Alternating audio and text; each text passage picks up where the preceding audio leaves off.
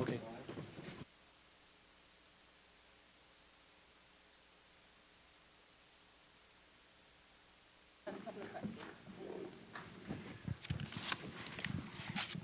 Let's check these are on. Great.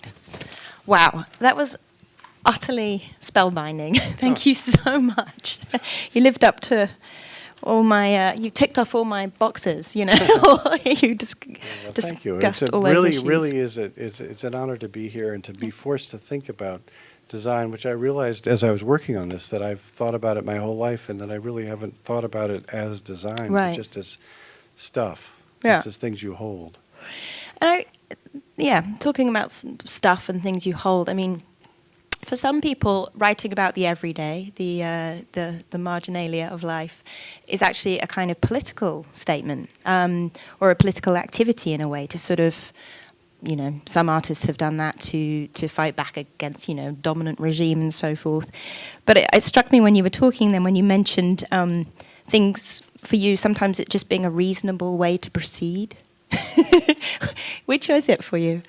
It was partly an act of desperation. I mean, when I first started I decided just to write exclusively about the smaller things, was that I had worked on Wall Street. I'd worked in a building, 55 Water Street. I'd rode an escalator up to the mezzanine level, and I was working for a stock brokerage company, and I could have invented fancy plots having to do with inside trading and all that. But what I really liked thinking about was the escalator itself. In fact, I remembered as I rode the escalator seeing the little hopping cigarette butt that was twirling around at the very top. And I thought, that's what I'm really thinking about. You know, that's what and also I thought, I am too young. I am too stupid. I'm too unwise to talk about, you know, human relations yet. So I'll put that off, and I'll try to get in love and get in real emotion sort of on the sly by talking about the things. If you talk about earplugs and you talk about your girlfriend's revulsion in earplugs, you're getting at the girlfriend as well as the earplug. So it's one of those, you know, desperate attempts to write a book is all it was, really. Well, it sustained you very well. And with design too, I mean, you know, the way, what you're writing about, you're actually covering topics that other people might call obsolescence and some problematic sides of consumer culture. How, you know, where do you stand in relation to design? You know, are you critical of it? Well, I mean, I have said things, like I wrote a piece for the New Yorker once about the Kindle 2, and I said somewhat mean things about the design of its keyboard, and I always feel guilty about those things afterwards. I really think that the best thing to do is not to give space to the things you don't like, and that we're really supposed to be celebrators. There's a lot of things in this world, and there's no reason to be negative about the things that are bad, because you can just simply not pay attention to them. Pay attention to something. And I even do this with things that I desperately don't like. Like, I don't like those low steel guardrails that they put up along highways. So you have a rural highway, this happened to just last year near us, with wooden piers and then wires connecting them. They took out all those because they got some sort of grant to renovate, and they put in a steel guardrail. And I didn't like that at all, and I was very unhappy. So what I did was I took my camera and took lots of pictures of the kind of tortured end of the guardrail to try to find something beautiful in it, desperately trying to see that it was okay somehow, you know, because it's better to try to find something good in the thing that you have to live with than to be crabby and reject it.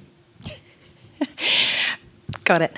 Talking crabby and rejected, it seems to me in your work and your thinking, you have what might be a bit of a tension between this desire to sort of hold on to relics of technology, such as the card index, and yet you're also reviewing video games and the Kindle 2 for the New Yorker. So I wonder how you hold these sort of two impulses together.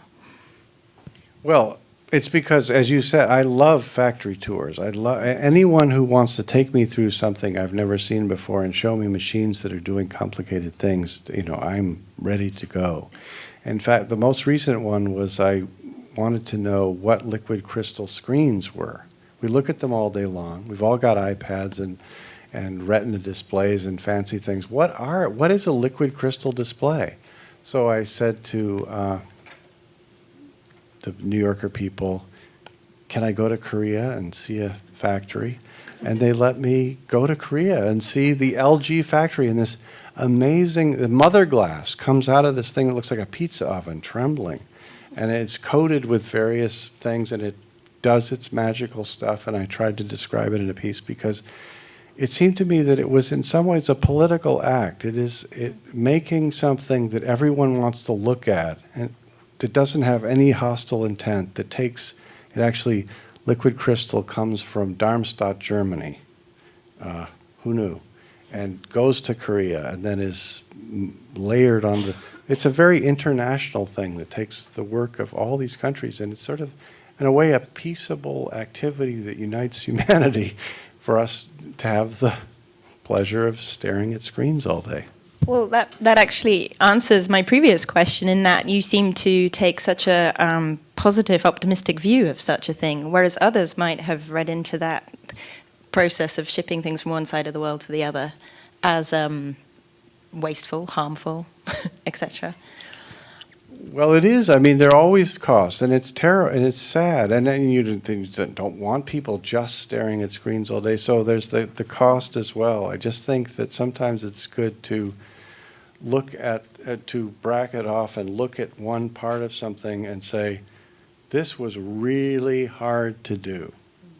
And if this factory that was the LG factory that I went into had been somewhere in the United States, it's like NASA.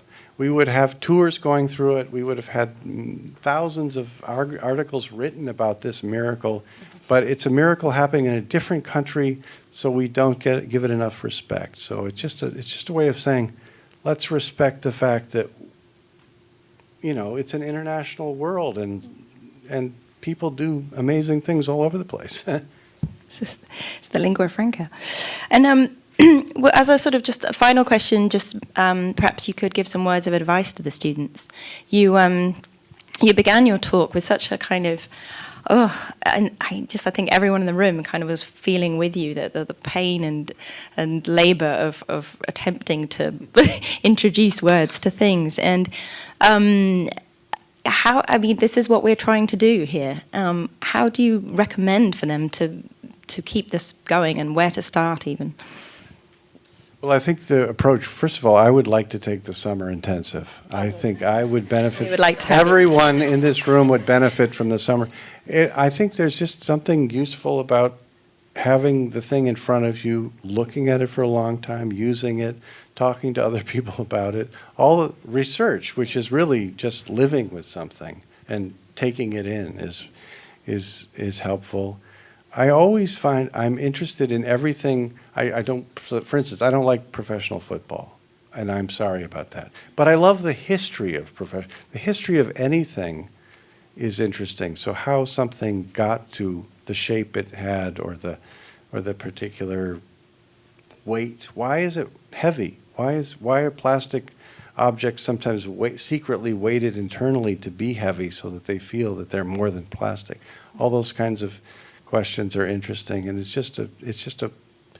I guess it's the job is just to sit there and look at it and hold it, or walk around in it if it's a big thing like a piece of architecture, until suddenly you think, oh yeah, I understand why that's like that. And there's always a moment. The man who did who interviews for This American Life said, when you talk to somebody, you have these formal moments and happy and cheerful and everyone's laughing. And then there's a moment where the person who's being interviewed kind of goes, ugh, and tells you the thing that they didn't want to tell you.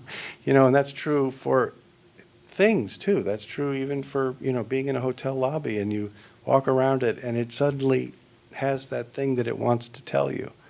And I think you just sort of reach that moment. You get it. Anyway. I appreciate that. We must interview our objects, clearly. We're going to move on with the day's events, but before we do, let's thank once again the amazing Nicholson Baker. Thank you. Thanks. Really fabulous.